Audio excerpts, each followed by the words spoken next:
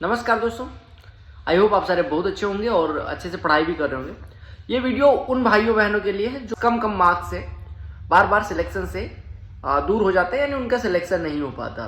Interviews बहुत सारे देखे होंगे आपने, टॉपर्स की बहुत सारी बातें सुनी होंगी। सबका कैलिबर अलग होता है और सबकी स्ट्रेटजी अलग होती है, ये सब एकदम परफेक्ट बात है।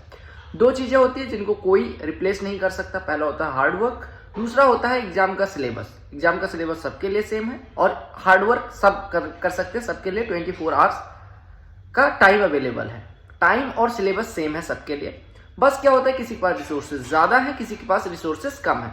अब बात कर लेते हैं एक पर्टिकुलर एग्जाम एसएससी की। इसमें क्या होता है कि आपको पता है कि वन डे एग्जाम जो एग्जाम होता है, डिस्क्रिप्टिव रहा नहीं तो लक फैक्टर अब कम हो गया, नॉर्मलाइजेशन भी अब नहीं रहा, तो उससे भी आपको पता है लक का जो फैक्टर है वो थोड़ा और परसेंटेज में कम हो गया। कई सारे लोग परेशान इस बात से रहते हैं कि वो मेहनत तो कर सकते हैं, मेहनत तो 10 घंटे पढ़वा लो, 20 घंटे पढ़वा लो उनसे, बट क्या होता है ना कि सिलेक्शन उनका नहीं हो रहा। क्यों नहीं हो रहा?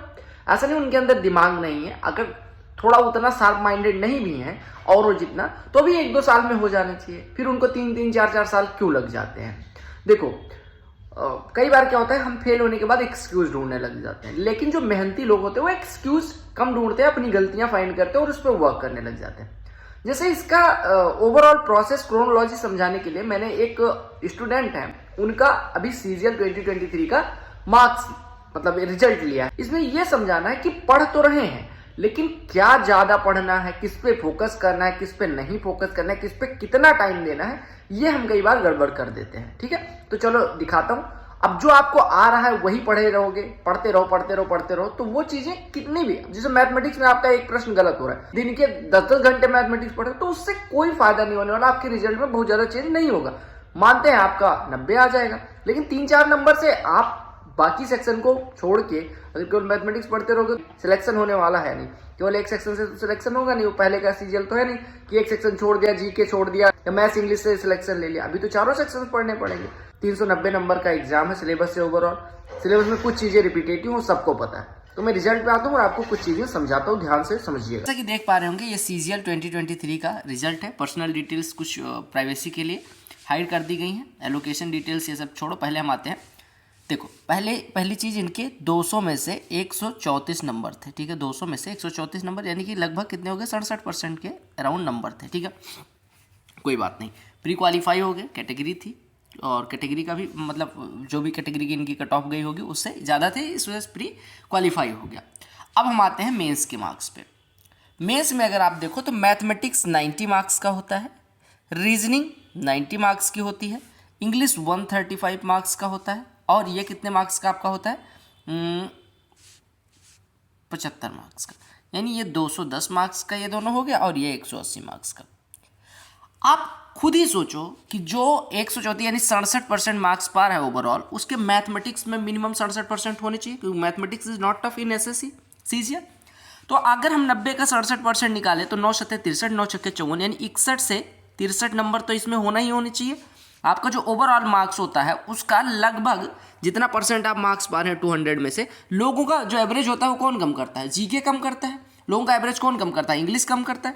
मैथमेटिक्स में आपका मार्क्स हाईएस्ट होना चाहिए, मैथमेटिक्स और रीजनिंग सबसे स्कोरिंग होता है, तो मिनिमम 61 से 63 मार्क्स आना ही आना चाहिए। इनके मार्क्स कितने हैं 90 में से 38, यानी लगभग कितने मार्क्स कम हो गए, 25, यानी इतने मिनिमम मार्क्स कम हुए हैं। अगर हम रीजनिंग की बात करें तो रीजनिंग में इन्होंने बढ़िया परफॉर्म करा है, नॉट बैड। अगर हम इंग्लिश की बात करें, इंग्लिश में आप देख सकते हो कि 135 में से 127 बहुत अच्छी परफॉर्मेंस है। ठीक है, और 75 में से 36, ये भी बुरा मैं नहीं कहूँगा कि 50% के अराउंड मार्क्स है, बहुत बढ़िया मार्क्स है। अगर हम देखें कि इसमें जो सेक्शन 2 है उसमें इतने ही मार्क्स होते, यानी 163 ही होते, और इसमें 25 मार्क्स और होते, 25 मार्क्स। बस मैं ये कह रहा हूँ कि जितना ओवरऑल परसेंटेज हो रहा है तो कितना हो जाता है, 38 25 63, यानी 63, यानी 25 मार्क्स और जुड़ जाते, तो इनके टोटल मार्क्स कितने हो जाते हैं, 116, 163 और 25, यानी इधर आपके 141 और 163 कितना हो जाता है, 141 और 304 मार्क्स के करीब हो जाते हैं। और उस कैटेगरी में जिसमें 134 में प्री में सिलेक्शन हो रहा है, मेंस में आराम से सिलेक्शन हो जाता विद गुड ग्रेड पे। 4200 भी मिल सकती थी, 2800 भी मिल सकती थी। यानी इनके मार्क्स कहाँ कम रह गए, मैथमेटिक्स में। इनके मार्क्स और कहाँ कम रह गए, जीके में। इन्होंने अच्छा कहाँ परफॉर्म किया, रीजनिंग में, और बहुत अच्छा कहाँ परफॉर्म किया, इंग्लिश में। यानी इनको अब किस पे फोकस करना चाहिए, इंग्लिश पे नहीं, इंग्लिश का बस रिवीजन करने में 1 घंटे 1.5 घंटे से ज़्यादा का टाइम नहीं देना चाहिए और मॉक्स अटेम्प्ट करना चाहिए। रीजनिंग में क्या इनको 5 घंटे लगाना चाहिए, नहीं, रीजनिंग में 1 घंटे से ज़्यादा का टाइम नहीं देना चाहिए। बात करें अगर हम जीके की, जीके में इनको पता है कि जीके में कितना भी टाइम डिवोट कर लो बहुत अच्छा इंप्रूवमेंट नहीं होता, तो सबसे पहले इनको मैथमेटिक्स पे फोकस करना चाहिए, प्रीवियस ईयर क्वेश्चंस पे। और आपको मिनिमम 25 में कह रहा हूँ, अगर मैथमेटिक्स पे ये 2 से 3 घंटे पर डे पढ़ लें तो कितना हो जाएगा, मैथमेटिक्स पे अभी अगले सीजीएल में कितना टाइम है, लगभग 1 साल का, 2 से 3 घंटे पर डे के हिसाब से कितना हो जाएगा, लगभग ये 25 नहीं, ये बढ़ेंगे इनके कम से कम 35 से 40 नंबर। और अगर जीके में इन्होंने 2 से 3 घंटे लगाए, कोई जरूरी है कि इनके 60 नंबर आ जाए, 60 भी आना बहुत मुश्किल हो जाएगा। यानी 24 नंबर अगर जीके में बढ़ाना है तो उतने में मैथमेटिक्स के 80 नंबर बढ़ जाएंगे, ठीक है। तो हम कहें अगर मैथमेटिक्स इनको जीके का अगर ये कोशिश करें कि 36 से बढ़ा के 45 ले जाएं, 9 मार्क्स या 50 तक अगर पहुंच जाए तो बहुत अच्छा स्कोर हो जाए। 9 मार्क्स बढ़ाने के लिए इनको लगभग कितना पढ़ना पड़ेगा, यानी 60% मार्क्स बढ़ाने के लिए इनको लगभग 1 घंटे से 2 घंटे रोज रिवीजन करना पड़ेगा। और मैथमेटिक्स में 2 से 3 घंटे पढ़ने पे इनके 35 से 40 मार्क्स बढ़ जाएंगे। यानी ओवरऑल इनका कितना हो जाएगा, देखो 35 से 40 यहाँ बढ़ गया और 9 मार्क्स यहाँ बढ़ गया। और रीजनिंग में 78 से 80 भी अगर हो जाता है, वो छोड़ते हैं, जितना इसमें आए उतना ही आए, तो कितना हो गया 35 से 40 और 9, यानी 50 मार्क्स इनके बढ़ जाएंगे। और 50 मार्क्स अगर बढ़ गए तो आप देख पा रहे होंगे कि 116 और 50, 166 और 163, यानी कि 330 के करीब नो डाउट किसी भी कैटेगरी से 4600 ग्रेड पे में सिलेक्शन हो जाएगा। तो इस हिसाब से आप अपने रिजल्ट को एनालाइज करें कि आप कहाँ पे मार्क्स बढ़ा सकते हैं। मैं एक चीज़ और बताता हूँ, मैथमेटिक्स में 2 घंटे आपका स्कोर ट्वाइस कर सकते हैं, ठीक है। अगर आपका 45 आ रहा था तो 90 तक जा सकते हो। बस आपको फिरंगी प्रश्नों में नहीं फंसना है, एलियन क्वेश्चंस नहीं करने हैं, आपको करना क्या है, PYQ का अच्छे से प्रैक्टिस। अगर आप यही चीज़ सोचते हो जीके में 2 घंटे डेली पढ़ के 45 मार्क्स आ रहे थे, अब 70 पहुंच जाऊंगा, बिल्कुल गलत सोच रहे हो। 45 से 60 भी पहुंचने में हो सकता है 2 घंटे कम पड़ जाए, ये किस्मत पे डिपेंड करता है। लेकिन mathematics is all about your hard work, all about your concept, same in reasoning mathematics और इंग्लिश एक टाइप का सब्जेक्ट है। इंग्लिश भी अगर आपको एक बार आ गई तो ऐसा नहीं अगली बार इंग्लिश भूल जाओगे। इंग्लिश में भी आप ग्रामर वही होता है, वही वोकैब होता है, बस वोकैब का प्रैक्टिस करते रहो, प्रीवियस ईयर के वोकैब पढ़ते रहो, रीडिंग करते रहो, इंग्लिश आपकी अच्छी रहेगी। रीजनिंग में अगर आपका कॉमन सेंस अच्छा है, एप्टीट्यूड अच्छा है, तो रीजनिंग में प्रैक्टिस, बेसिक प्रैक्टिस, बहुत ज़्यादा जरूरत नहीं है। रीजनिंग में 1 घंटे डेली करोगे तो मोर देन एनफ हो जाएगा। आपको जो फोकस करने वाले सेक्शन हैं वो जीके हैं और मैथमेटिक्स। इन्होंने कंप्यूटर में भी 35 मार्क्स थे, कोई कम नहीं, बहुत अच्छे मार्क्स है।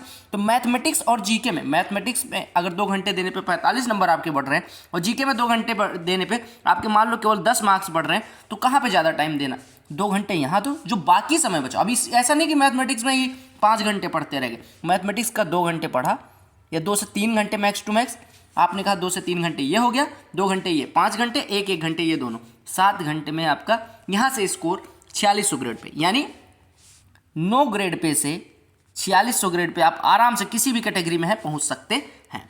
आई होप आपको मेरी एनालिसिस समझ में आई होगी। आप अपना रिजल्ट निकालें, आपको कहाँ क्या कितना पढ़ना है वो ध्यान दें। बस मैं एक चीज़ कहूँगा, मैथमेटिक्स, रीजनिंग और इंग्लिश में जो टाइम आप दोगे, इंग्लिश भी इवन अगर आपकी एक बार बढ़िया होगी तो अगले एग्जाम के लिए आपको हो सकता है पढ़ने की भी जरूरत ना पड़े, 1-2 नंबर कम होगा, बाकी इंग्लिश बहुत अच्छी हो जाएगी।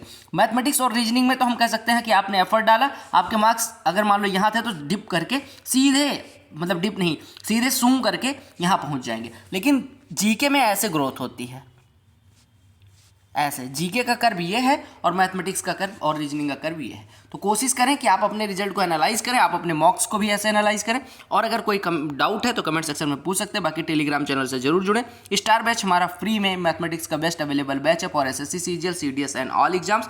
तो try to score good marks in your exam or try to study hard. Bye bye, take care, love you all the very best for you all. Queen Jobs, Bande Mataram and Jai Hind.